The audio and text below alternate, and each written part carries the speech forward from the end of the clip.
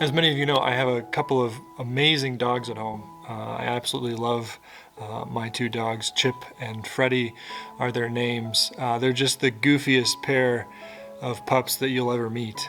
My wife and I just have so much fun taking them for walks and laughing at all of their antics.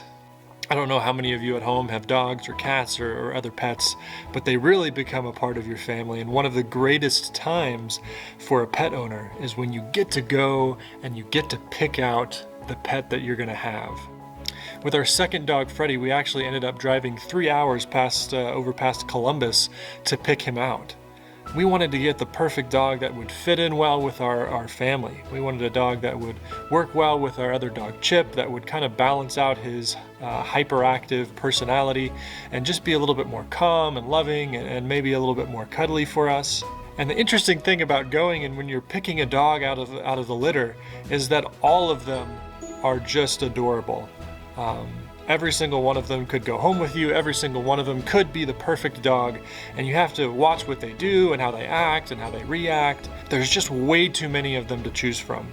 We chose to adopt Freddie, but here was the catch. Freddie was too young to be taken home yet. So we had to come home and wait for 2 weeks before we could go back and pick him up. Every day, every night, every time that my wife and I were together, we were looking at the pictures that we had taken of him and just being so excited about the time that we could go and pick Freddie up. And when we finally were able to do that, he's been a great addition to our family. He's just the happiest golden doodle that you'll ever meet. He does the goofiest things, and he just looks at us with so much love in his eyes.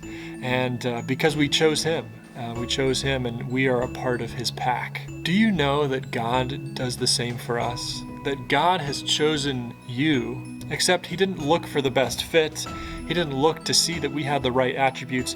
He chose us, each one of us, no matter where we are. In Galatians chapter 3 and chapter 4, but when the fullness of time had come, God sent forth his Son, born of a woman, born under the law, to redeem those that were under the law, so that we might receive adoption as sons and daughters. And because you are sons and daughters, God has sent the Spirit of his Son into our hearts, crying, Abba, Father.